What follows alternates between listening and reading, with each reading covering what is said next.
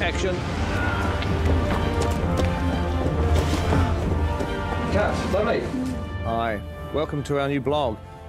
This time, we thought we'd talk a little bit about 3D. Get a good look at your opening shot. Yeah, okay, there you go. Just arm in a little closer. Just watch your back.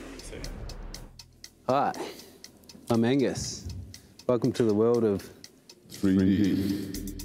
Shooting The Hobbit in 3D is a dream come true. I mean, if I had the ability to shoot Lord of the Rings in 3D, I certainly would have done it.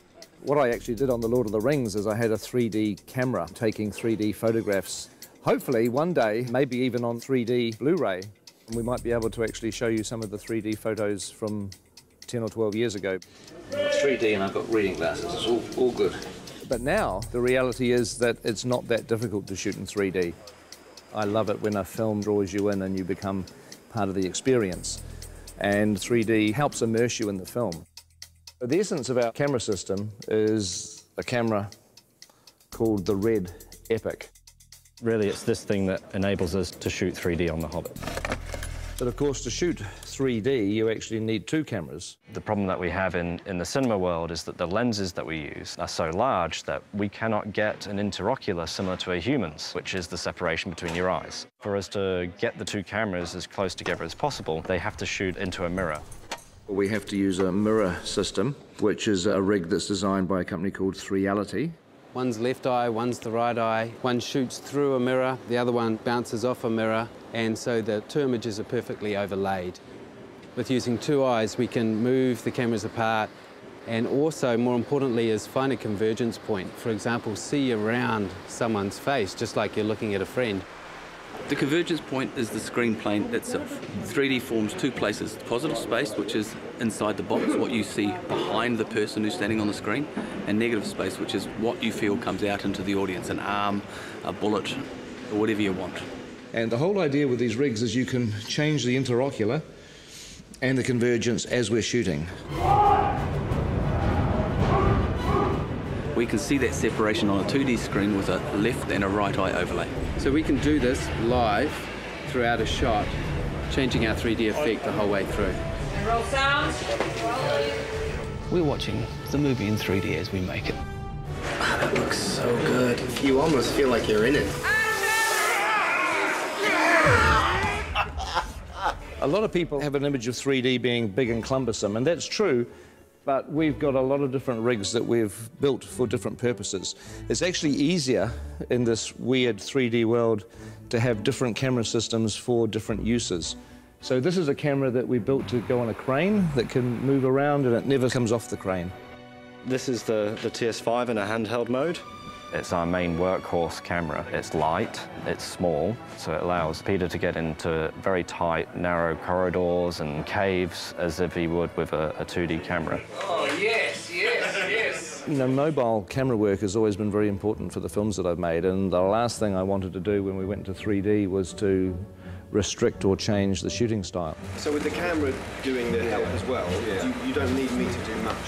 It was very important for The Hobbit that we feel like the same filmmakers have gone back into Middle-earth to tell a new story. We're shooting at the same speed as you'd shoot 2D. Dollies, cranes, Steadicam, we put it on the shoulder and we shoot handheld. The same as we would always shoot a movie. Of course, once you've got 3 or 4 cameras for main unit, you need 3 or 4 cameras for second unit, which is 8 cameras, which is really 16 cameras. This is the world of the Hobbit camera department. We have 48 Red Epic cameras, and they're on 17 3D rigs. This one's called Walter, which was my grandfather. This one's Ronald, my uncle. Emily was Fran's grandmother. Perkins was actually Fran's dog. Witchy Pooh, Frank, Bill is my dad. Fergus is the name of one of our pugs. Tricky Woo, that's the name of Pekingese. Stan is another one of our pugs. There's cameras called John and Paul, George and Ringo, who are not relations of mine. Are we having fun? Yay! We're not shooting film, we shoot digitally. We shoot onto these cards, which slot in the side of the camera. And each one of these is 128 gig. On top of that, you're shooting at 5K resolution. A very sharp, clear image. Needs like a chart, but you know, like 5K's there, 4K's about there, and then your 1080 home TV is down here. So It gives you sort of an idea of the amount of information that we're actually capturing on these. Let's do another one of those. 48 frames, yes. Yep. We're shooting the Hobbit at a higher frame rate at 48 frames per second, which is twice the normal 24 frames. The human eye sees 60 frames a second. So 48 frames is more of a natural progression toward giving the viewer what they would actually see in the real world. The people who have seen scenes of The Hobbit at 48 frames a second often say that it's like the back of the cinema has had a hole cut out of it where the screen is, and you're actually looking into the real world. Once you add stereo, and it gives you that extra ability to control depth, you can devise ways in which it can become part of the storytelling of the film. For instance, in Mirkwood, we really play on the fact that it's a forest that's kind of hallucinogenic almost. It draws you in. It makes you part of it, and you may never get out. What we want is just to stay where you are and then... Stay back! Stay where you are! Mirkwood is a big forest, and it's full of vines and sinister-looking trees, I suppose you'd say. It has a lot of things hanging down, a lot of things coming from all sorts of angles, and it helps us with the 3D to be able to push into that and try and get the audience to feel that they're actually trying to move into the forest with the cameras and give it that dark and look-over-your-shoulder feeling. Colour-wise, with the red camera, tends to eat colour a little, and so we add more colour. If you look at the ungraded footage, the trees look incredibly psychedelic. They look like they were painted in 1967. We wouldn't normally be quite as bold as this, even in Mirkwood, which is an enchanted forest, so it's like we oversaturate. Look! In the movie, they won't look anything like that. They'll be graded down, and you'll just get the barest hint of colour in the finished film. They're coming back! 3D 48 frames is pretty unforgiving, and we have to change our whole way to go about coloring these things, because what we found out in early tests that if there wasn't enough red in these pieces, they would punch up yellow and react differently than normal skin with blood running through it. So here's an example. This is Graham McTavish as Dwalin, and we've had to add a lot of red tones to his makeup. So if you notice, if you stick your hand up next to your face, how incredibly pale this man is right now. I've barely seen daylight for the last 6 months, that's fine. Yes. So we have to add the blood in the piece to make him look like a normal flesh tone. It looks freaky now, but on film it's going to read beautifully. Fingers crossed. With the 3D HD stuff, it is amazing how when people's hair moves around on the wigs, it has to actually be the real thing. It has to be real hair. And you find because the number of frames a second you're using and so on and so forth, if you've got real hair moving around, it just looks real. I've never worked on a film that's 48 frames per second and uses the cameras that we're using. It's challenging to look for fabrics that work.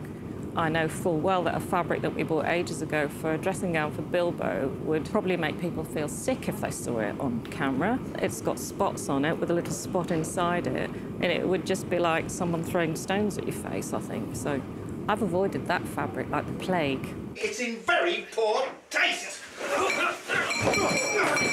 Others are just a joy to behold, and the camera picks it up and the audience could see every last detail. So in that sense, it's really exciting.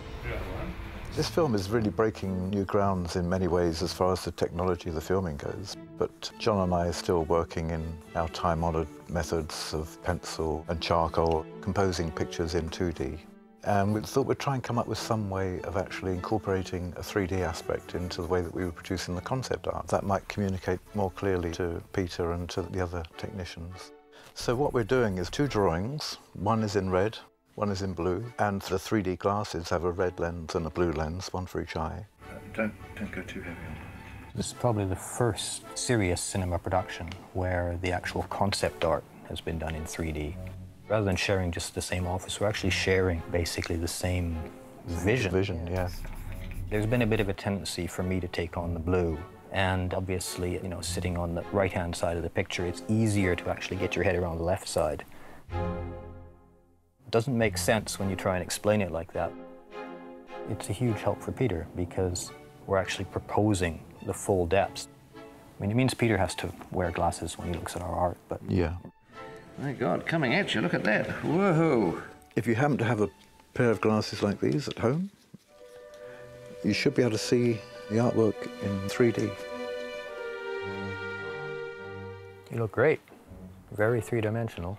You've definitely improved. I know. So I hope you found this blog interesting. I know it's a little frustrating because just about everything we've been talking about you can't actually see at the moment. You can't see the 3D, you can't see the 48 frames, you can't see the 5K, but you will. December 2012, you'll finally get a chance to see what we've been talking about. Anyway, I've got to get back to set. It looks like they're almost ready for me down there. We're actually shooting today, as you can see, in a pine forest, but it's not really a pine forest. It's a polystyrene and plaster pine forest. But very shortly, we're going to be leaving the studio and moving on to locations for a few months. So the next time we see you will be from a location somewhere in New Zealand. Catch up with you soon.